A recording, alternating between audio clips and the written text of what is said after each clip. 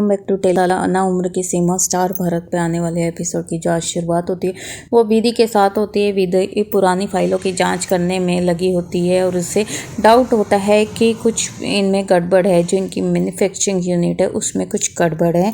कनिका अपने बेटे के लिए एक मालिक होने का नाटक करती है और उसके आगे फुसफुसाती है कि वे अपनी नज़र विधि पर ही रखे और वे उसे आश्वासन देते हैं कि वे अपना सर्वश्रेष्ठ प्रदर्शन करेगा, मतलब कि अच्छे से वो उस पे विधि पे नज़र रखेगा।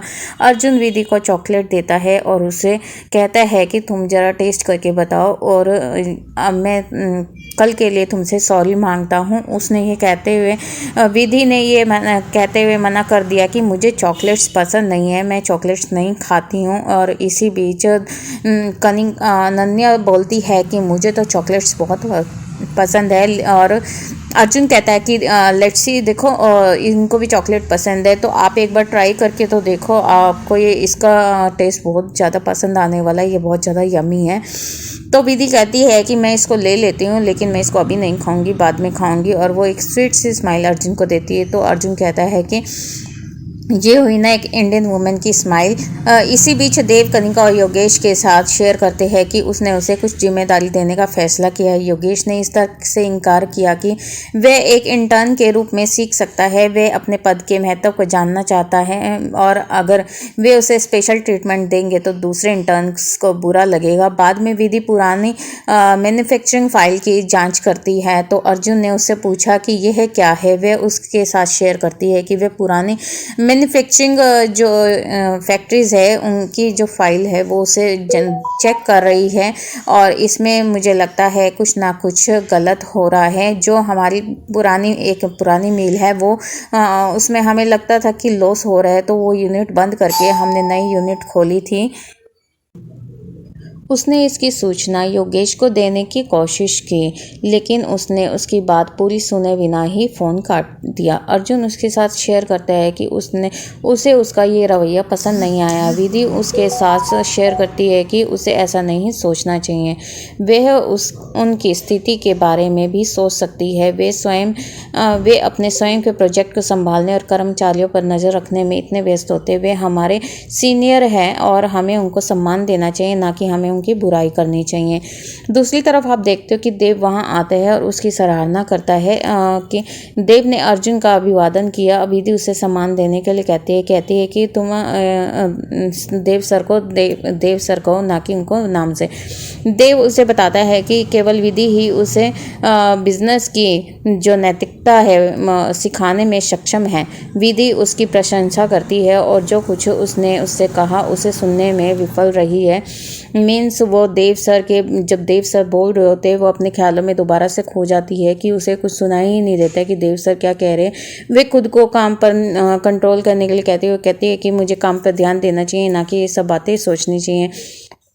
बाद में प्रिया अपने कामों के लिए सत्यवती से माफ़ी मांगती है। उसने वहाँ निर्दोष होने का नाटक किया। वो काफ़ी जेन्युइन सी बन जाती है, काफ़ी जो अच्छी बहू होती है उसका ड्रामा करती है। सत्यवती अभिमन्यु से उसके साथ अच्छा व्यवहार करने के लिए कहती है। वह बाहर जाने की अनुमति लेती है। वह सोचती है कि उनके साथ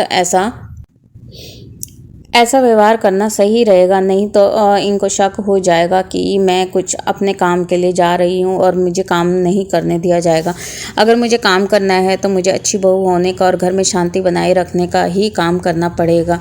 तो वो इस तरह से सोचती हुई बाहर चली जाती है। बाद में योगेश और कनिका अपने जो उनकी पुरानी मैन्युफैक्चरिंग यूनिट होती है उसके बारे में चर्चा करती है। योगेश उससे कहता है कि उन्होंने थार प्रोजेक्ट में काफ़ी बड़ी रकम की जो घोटाला किया था, कहीं हम पकड़े ना जाए और उनको डर सताता रहता है कि और जो विधि है वह भी इस पे चेक कर रही है कि कहीं पे कुछ गड़बड़ तो नहीं है। तो वो इस तरह से सोचते रहते हैं। योगेश सोचता है कि विधि कैसे पता लगा लेती है। अर्जुन वहाँ आता है और उन्हें टेक्सटाइल प्रोजेक्ट देने के लिए कहता है। कनिका उसे कहती है कि तुम इसके बजाय पुराने प्रोजेक्ट की बजाय कुछ नया प्रोजेक्ट पे काम करो, ना कि पुराने पे। उन्हें बताता है कि जो पुराना प्रोजेक्ट है उसमें कुछ कमी है। वे विधि पर अनावश्यक ही शक करते रहते हैं। वे विधि काफ़ी ईमानदार है और वो सिर्फ इस कंपनी के लिए काम करती है, ना कि अपने लिए। योगेश उससे कहता है कि उसे उसकी बेगुनाही देकर वह उस पर भरोसा नहीं करना चाहिए, तुम्हें इतनी जल्दी उसे क्लीन चिट नहीं देनी चाहिए। अर्जुन उनके साथ स्पष्ट करता है कि विधि काफ़ी ईमानदार लड़की लगती है, उसके वह अपराधी नहीं है, अपराधी तो कोई और है, हमें किसी और की गर्दन पकड़नी चाहिए। विधि देव को फाइल देती है, वह उसके काम की सराहना करते हैं उसे। और देव विधि को कहते हैं कि क्या तुम मेरे साथ बाल घर में चलोगी, जहाँ पे वह एक बार पहले भी मिले थे। वह विधि को अपने साथ बाल घर जाने के लिए कहता है। वह उसके साथ सिर हिला देती है। विधि उसके साथ पास बैठने से हिचकिचाती है और दोनों गाड़ी में जाते हैं। गाड़ी में काफ़ी अच्छा सीन है जो मैं आपको बता रही हूँ। वह उसे आगे की सीट पर बैठने को कहता है, वह उसके साथ बैठती है।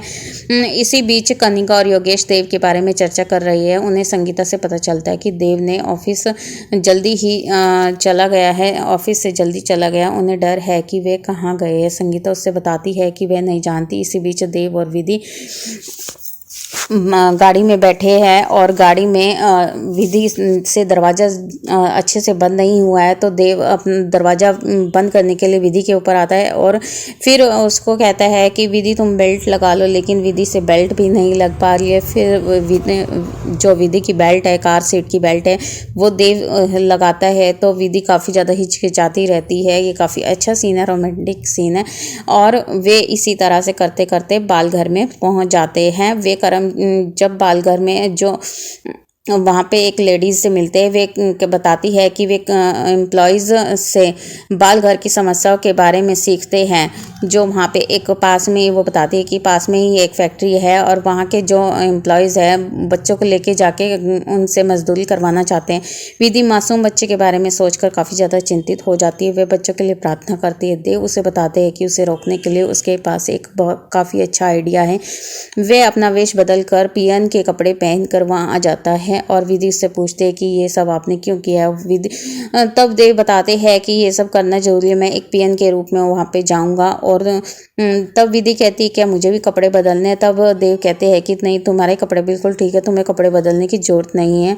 और देव को लगता है कि शायद मैंने कुछ गलत कर दिया, विधि के कपड़ों पर कमेंट कर दिया है कि उसके गरीब वाले को तो थोड़े से अच्छे कपड़े नहीं होते हैं। तो देव उससे सॉरी मांगते हैं, लेकिन विधि अपने उसमें देव सर को कहती है कि मुझे तो पता भी नहीं है सर, आप किस लिए माफ़ी मांग रहे हो। तो देव स्माइल पास करते हैं और वहाँ से चलते हैं। दूसरी तरफ आप देखोगे कि कनिका देव को उसका ठिकाना जानने के लिए बुलाती हैं।